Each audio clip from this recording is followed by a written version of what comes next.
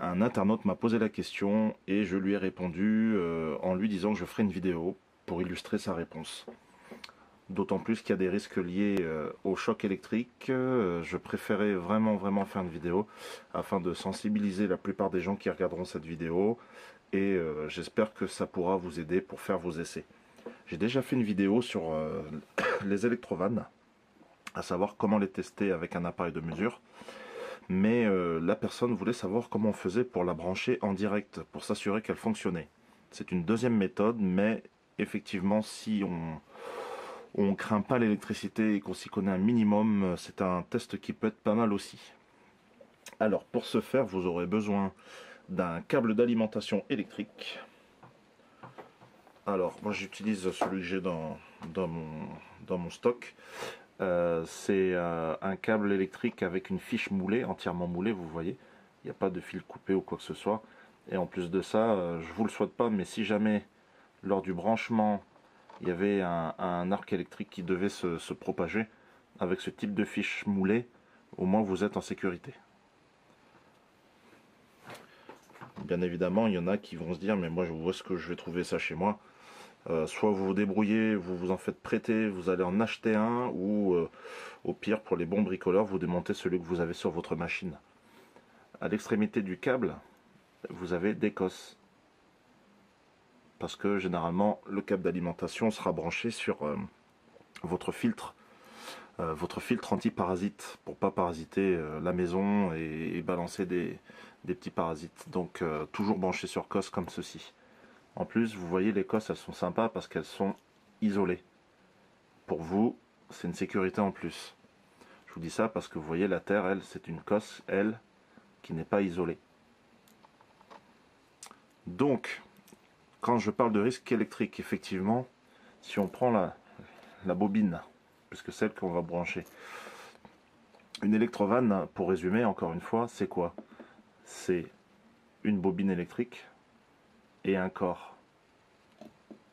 La bobine électrique, elle, lorsqu'elle est alimentée sous l'effet d'un champ magnétique, elle va coller un pointeau à l'intérieur ou le décoller pour faire passer ou interrompre ou admettre le passage de l'eau. Donc cette bobine électrique, pour la tester, il faut la raccorder. En électricité, soit on parle de courant alternatif ou de courant continu. Cette bobine, tout simplement, elle est alimentée en alternatif, c'est-à-dire qu'il n'y a pas de sens de branchement. Nous, avec nos yeux, on ne verra pas le passage du courant, mais concrètement, si on décortiquait à l'aide d'un appareil de mesure, le courant, c'est une fameuse sinusoïdale, je vais y arriver, une courbe qui oscille et sous 50 Hz. Donc, qu'on se branche dans un sens ou dans l'autre, en fait, pour résumer, ça ne change rien. Donc, vous devez vous procurer le câble que je viens de vous montrer. Vous devez vous procurer, pour ceux qui ne l'ont pas, un câble comme ceci, une pince à sertir. Ne croyez pas que je fais de la pub, hein, mais cette pince à sertir, elle est vraiment pratique. Parce que quand vous devrez sertir une cosse sur un bout de fil électrique, ça va vraiment vous aider. Alors, j'ai aussi un assortiment de cosses. Tac, tac. Donc ça c'est pour vous. Pour ceux qui n'ont pas les moyens d'avoir le câble comme j'ai, vous procurez 2 cosses isolées. Comme ceci. Vous pouvez acheter ça dans n'importe quel magasin de bricolage. Honnêtement, c'est pas trop cher. Ensuite, comme je vous disais, si votre câble n'est pas serti, avec une pince coupante, vous allez... Bon, je vous présente un câble comme ceci. Finalement, un câble électrique, c'est la même chose avec une section beaucoup plus importante. Donc voilà, je ne vais pas rentrer trop dans le détail, mais vous allez dénuder cette partie avec une pince coupante. Là, c'est une pince multiprise. Hein, voilà. Mais comme c'est du fil téléphonique, j'y arrive. Vous voyez, j'ai dénudé. Vous venez avec votre cosse l'insérer dans l'âme du câble. De cette façon. Vous maintenez la cosse pour pas qu'elle bouge. Et avec votre pince à sertir, vous venez sertir le câble. La cosse, pardon. Vous la mettez dedans, vous voyez. Et je viens appuyer très fort dessus. Tac. Vous voyez, votre cosse, elle est sertie. On le voit bien à l'aide des deux pressions qui sont réalisées ici. Bon, je comprends qu'on n'ait pas une pince à sertir chez soi. Vous n'êtes pas électricien. En revanche, si jamais il le fallait, avec une pince multiprise, bon, il vous faudra beaucoup de force, mais vous pouvez éventuellement sertir la cosse en appuyant fortement dessus. Le temps de laisser, vous assurez qu'elle est bien embranchée, et ça devrait aller. C'est juste pour le temps d'un essai. Donc je disais, il vous faut un câble d'alimentation électrique, une prise de courant à proximité, le flexible d'eau qui sert à alimenter votre machine, un seau pour un seau ainsi qu'un point d'eau pour pouvoir la brancher dessus et puis pour voir si elle laisse bien passer l'eau, et bien sûr pour récupérer l'eau dans le seau. Donc votre électrovanne, moi j'ai débranché sur la machine, j'ai gardé la durite dessus avec le premier collier. Bon là il s'est un peu déplacé, mais c'est pas trop grave, on s'en fout. Je vais quand même le remettre par précaution. Hop, je remets en place le collier. Je le mets. Hop. Voilà. Bon, ça c'est ok. Donc si vous avez des questions, bien évidemment, je vous le rappelle, vous pouvez à tout moment m'envoyer des mots, il n'y a aucun souci. Lorsque vous voulez tester votre électrovanne, contrôlez le filtre, ce petit filtre.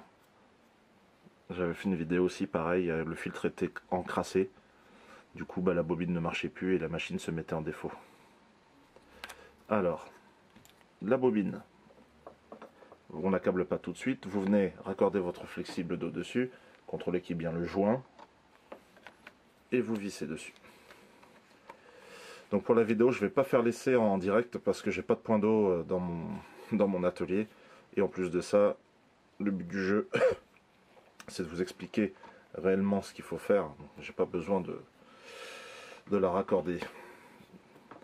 Donc vous voyez, là, vous avez donc bien raccordé votre flexible d'eau sur l'électrovanne. Ensuite, l'autre extrémité du flexible d'eau, ici, vous allez la mettre sur votre point d'eau. Lorsque vous allez ouvrir l'eau, forcément, comme la bobine n'est pas alimentée, il n'y aura rien en sortie. Ok pour vous? Si, lorsque vous faites la manip, il y a de l'eau qui sort, un débit, c'est que votre électrovanne n'est plus étanche. Dans ce cas-là, elle est bonne à être changée aussi.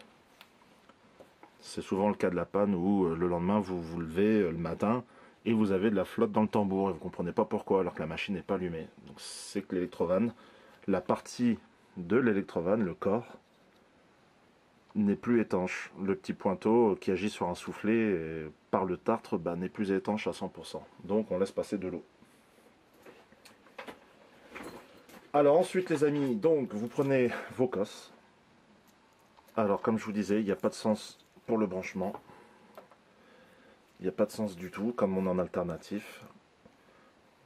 Contrôlez bien toutefois sur l'électrovanne sa bonne tension. Généralement c'est marqué sur la partie plastique. Ici je ne sais pas si vous allez le voir, mais bon, le but du jeu c'est que ce soit à vous de bien contrôler la tension.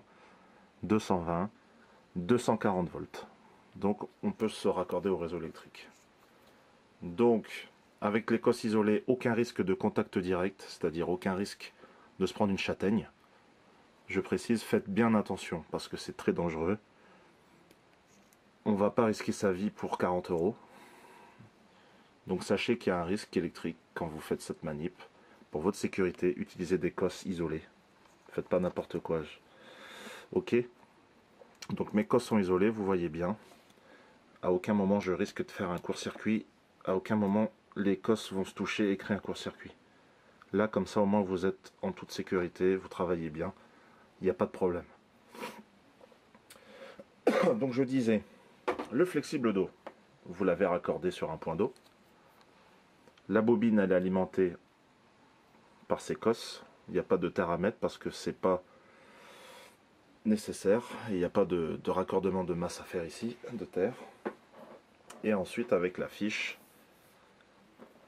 électrique, vous allez la brancher. Vous allez entendre, si vous ne mettez pas l'eau, vous allez entendre un bruit sourd, un bruit de ronronnement. C'est que la bobine sera alimentée.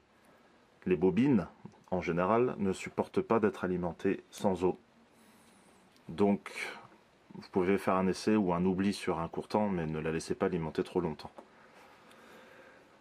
Donc, ensuite, vous placez la durite dans le seau. Allez, on va faire ça comme ça. Imaginez que c'est un seau de 5 litres, parce que vous avez quand même un bon débit.